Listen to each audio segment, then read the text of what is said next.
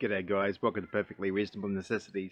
My name's Pete, and today we'll be reviewing a dust boot from Holscher Technologies. I hope I said that right. They're an Australian business up on the Sunshine Coast, and they've been able to help me out tremendously with a dust boot that I bought from them. And we had to go through a couple of renditions to pick it up and to get it working.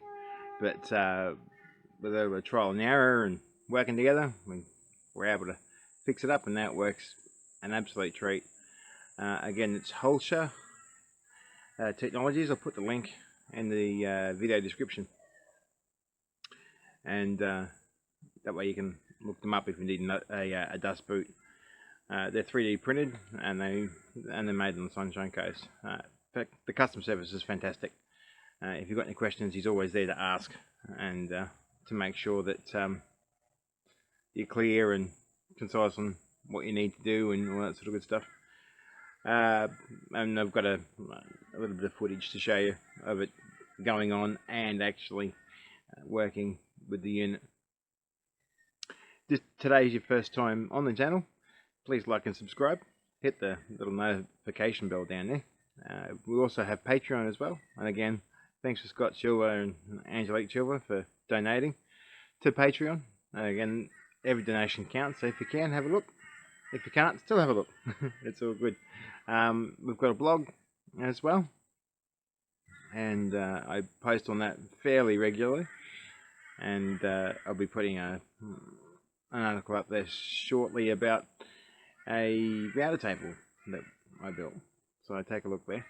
And again guys, we hope you enjoy this one. And this one's just a boot install onto the CNC and it working in action. Alright, we hope you like this fun. Cheers.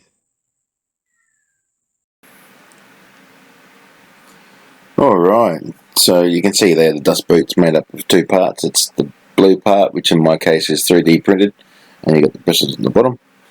So you just raise the router, friction fit the boot onto the router, and then it's held there in place via a plate clamp,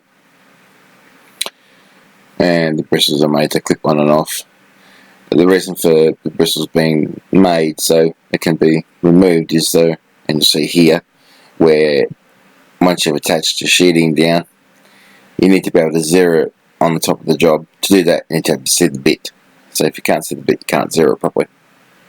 So the bristles snap off, zero the unit, snap them back on after it's been zeroed, and you're good to go. Now, the reason for a dust boot is to catch the dust. And so the bristles provide a curtain around the router bit, and obviously around the base of the router, to trap the dust,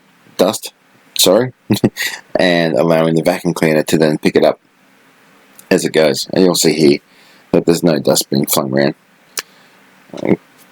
So the upside is a really clean shop. Downside is, of course, if you're trying to record the carve, it makes it difficult to see. And just again, a big shout out to Holscher Technologies, and the description will be in the link below.